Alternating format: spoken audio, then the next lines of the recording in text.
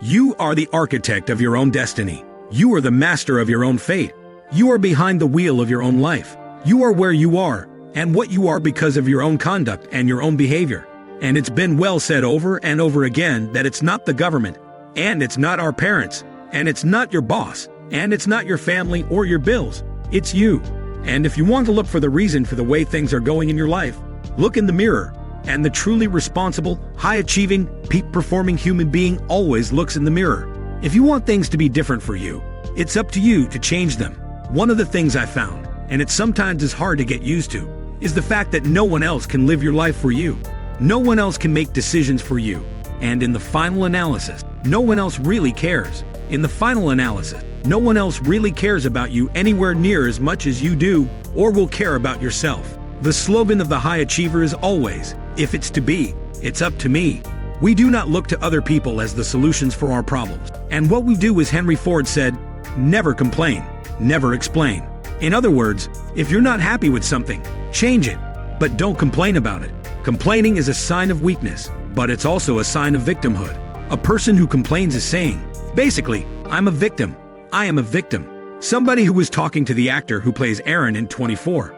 I had lunch with him on Tuesday with Nathaniel Brandon. He was saying, and he's become a speaker as well, he's saying, you can always tell when people have their lives out of control when they talk about things that are being done to them. He did this to me. She did that to me. They did this to me. The company did this to me. He said they're always saying, I'm a victim. I'm weak. I'm little. I'm ineffectual. I'm a child. I'm a victim. I'm a victim. Please feel sorry for me. And what this does is that it guts your self-esteem. It just takes away all your motivation and all your self-confidence. So even the choice of words can be very bad. The reason that people don't succeed is because they have excuses. You cannot imagine a leader weeping, whining, crying, and making excuses. As Mark Twain said, there are 1,000 excuses for failure, but never a good reason. So one of the things that we do is there are no more excuses. Either do it or don't do it. Get in or get out. But I don't make excuses. I mentioned this before, but I cannot be too emphatic. The fact is, you can only give away control. You cannot give away responsibility. You remain responsible for yourself for your entire adult life. You can give away control by trying to make someone else responsible for your life. And you do. And then you wait for them to tell you what to do, or what not to do, or to give you a raise, or to promote you, or demote you, or hire you, or something else. Or you can accept responsibility, and accepting responsibility is mandatory. You cannot go any further. You are literally blocked in place, almost like there is a wall in front of you, until you accept responsibility and make the leap and never make another excuse. So we say that the word responsibility can be broken down into two words: response and ability. It is your ability to respond well in our life. Every time we respond effectively to a challenge, we grow and become stronger. We become more tenacious, confident, and powerful. So the only thing that we can be sure of is challenges. Your life will be one series of challenges after another. They will never stop. They will come like the waves from the ocean, problem after problem after problem. The only question is, can we respond effectively? And if you do, you continue to grow. As soon as we stop responding effectively to the challenges of outside life, what happens is we begin to implode. So whenever you have a challenge, remember, you just say, well, here we go again. This is what I do. I respond effectively to challenges. And the wonderful thing is, I learned this in metaphysics. Make the decision that no matter what happens, you will respond effectively and pre-program yourself. So no matter what happens, I respond effectively. No matter what problem I have in life, I take charge of it. I accept responsibility, and I respond effectively. If you make that decision in advance, then when the problem occurs, it's almost like they push the automatic button. You're already set, and you respond effectively. You don't even have to think, what should I do in this situation? You just respond in an effective way. You don't get upset or angry or weep or cry or lash out at other people. What you do is you say, it's a problem. So we respond effectively. What do we do from here? Very, very important. This attitude is the attitude of the leader. We know that we only feel good about ourselves to the degree to which we feel we are in complete control of our own lives. And there is a one-to-one relationship between the amount of responsibility you accept and the amount of control you have over your life. In the world of work, you will always rise to the level of responsibility you are willing to accept. For results, your income, your status, your security, Your power will always tend to be equal to the responsibilities you take on. Emerson said, "You can tell how big a person is by how big their responsibilities are." This is one distinct area where winners and losers part company. Winners always look upon themselves as the cause of what happens to them. Losers are always blaming someone or something else. Now, why should this be? Well, of course, from the expediency factor, we know that people always seek the fastest and easiest way to get the things they want. And if something goes wrong, the thing that they want is to get off the hook. So the fastest and easiest way is always to blame someone else. But when we blame someone else to that degree, we give control of the problem to that other person. And we take control away from ourselves. And we become more negative and frustrated the more we try to make other people responsible for things in our life that we don't like. High achievers discipline themselves, control themselves to keep their minds calm, clear, and balanced. Interesting about balanced minds, the great psychiatrist Thomas Schass said there's no such thing as mental illness. There are merely varying degrees of irresponsibility. And John T. Malloy in his book, Dress for Success, says that the one big difference between winners and losers, and he said, let's not mince words, let's call them what they are, is that losers never accept responsibility, and winners always do. When things go well for losers, they blame it on luck, and when things go poorly for losers, they blame it on the system. But winners accept both the credit and the blame for everything that happens to them. Fully responsible adults always look upon themselves as self-employed. They act as if they own the place. They treat the company they work for as though it belongs to them. The worst mistake you can ever make in your life is to ever think that you work for anybody else but yourself. Everybody is self-employed. You are self-employed. I am self-employed, and all peak performers in every field and industry look upon themselves as though they work for themselves. Even if somebody else signs their paycheck, they look upon themselves as being self-employed, and they treat the company as though it belongs to them. They treat the company as though everything that happened in that company was theirs. They accept full responsibility. If a paperclip falls on the floor, they pick it up.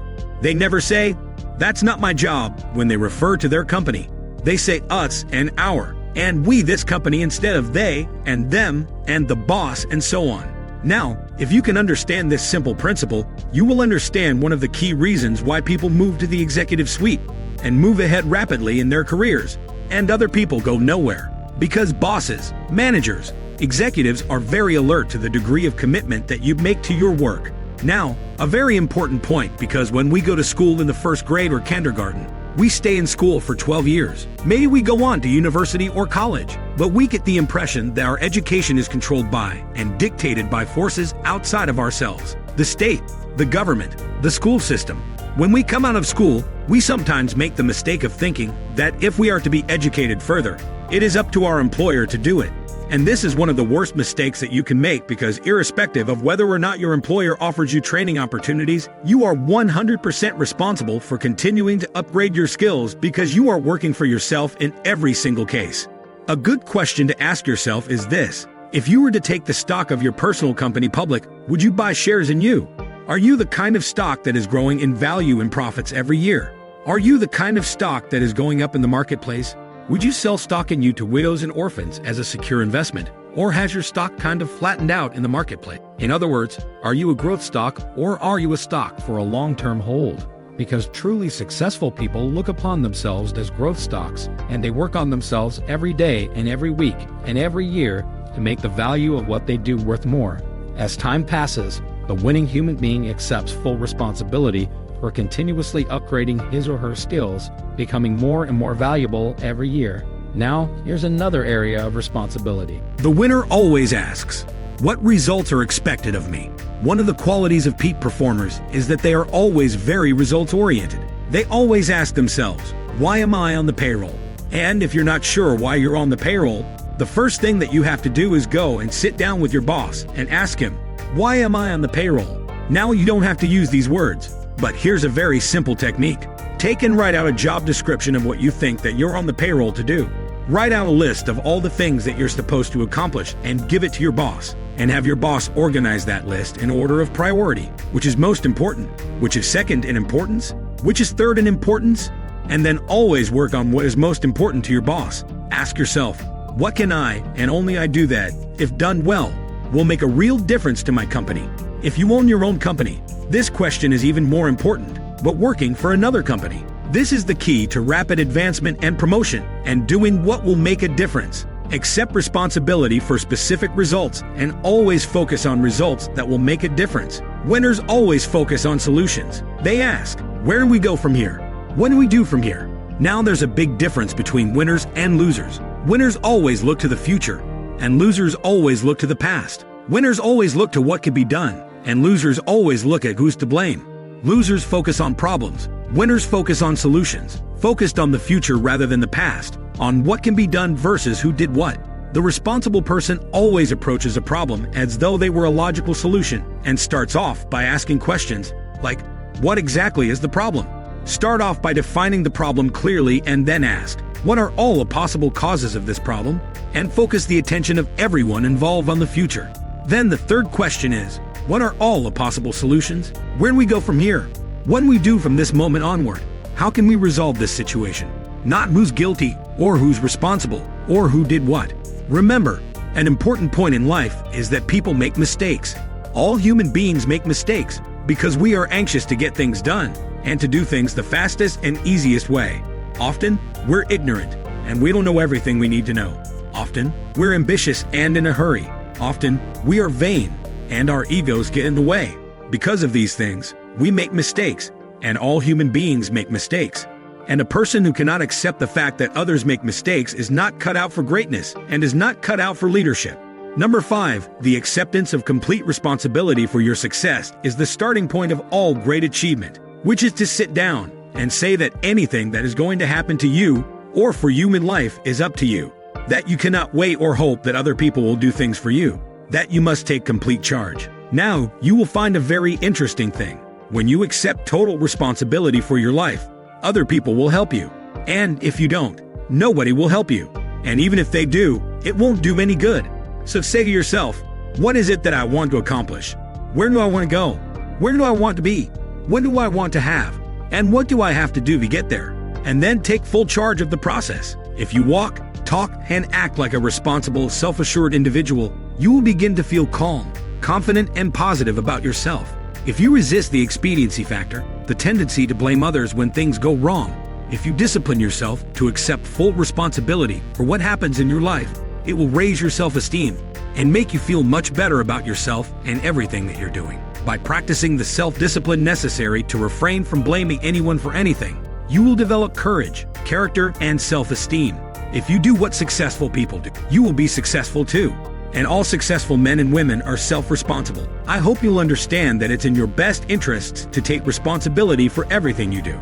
I'm also going to suggest that many times it's even best to accept responsibility for the mistakes of others. I can hear you saying, accept responsibility for someone else's mess-ups. Why would I want to do something like that? Just look at a baby during the first few years of life. Every gesture, every facial expression, every tentative word has one message for the baby's parents. The message is, I am totally dependent on you. I can't do anything for myself. Even if I try, I can't be held responsible for the consequences after all. I'm just a baby. 10 or 12 years later, of course, as the boy or girl enters adolescence, this message to the parents will be very different. It will sound something like this. Why don't you just leave me alone? I want to be totally independent. I don't want to do anything but think about myself. I certainly don't want to accept any responsibility for anything beyond my own very well-defined needs and desires. It's only when we're at last grown up that the first two messages, I'm totally dependent on you, and I'm totally independent of you, finally turn into you can depend on me, which is the truly adult outlook. There are people in their 30s and 40s who are still acting like adolescents, and there are even people in their 40s and 50s who are still acting like babies as far as their attitude toward responsibility is concerned. These kinds of people can be hard to have around, especially if you have to work with them. Anybody can have an excuse for absolutely anything, and people have never been better at it than they are today. But the downside of excuses, even good ones, is that nobody really believes it. I don't care what people tell you. If you make excuses, they're going to know it, and they're going to think less of you. But if you refuse to rely on excuses, people are going to know that too, and they'll admire you for it. So many people use excuses, but nobody really buys them. It's our modern version of the fable about the boy who cried wolf. An offshoot of the I didn't mean to do it excuse for evading responsibility is the I wasn't myself at the time excuse. It's like being at the helm of a ship, You are responsible for everything that takes place on your watch. You must wake up from the dream that somebody else will handle the pressure, that somebody else will shoot those 2 free throws. I slept and dreamed that life was beauty. I woke and saw that life was duty. A strong character is not a rigid character. In fact, exactly the opposite is true. Although it's important to be firm when you know something is right and to maintain that right position, even when the crowd is going against you and wants to put you down.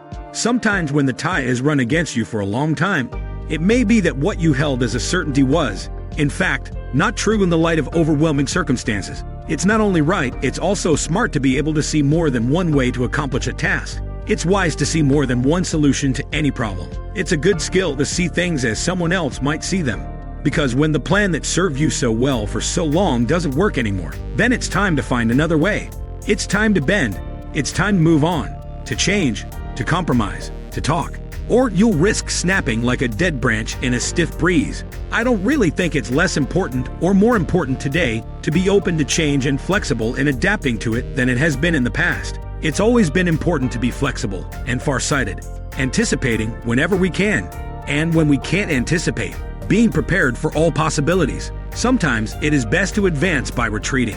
Sometimes wars can be won by losing a few battles, and long-term goals can be achieved by accepting short-term reversals. Sometimes it is best to resist like the tall grasses, bending in the wind, or like a river, finding a new route around an obstacle. A powerful ocean wave smashing onto a beach may wash away a sand dune, but the individual grain of sand simply goes with the flow and is unharmed. Flexibility is simple in theory, but tremendously challenging in practice. It means we have to learn to distinguish between what we can control and what is beyond our control.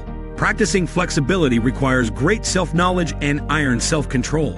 To be flexible does not mean to be weak, to flounder about aimlessly and confuse, because we think there is nothing to be done. No, it requires self-discipline.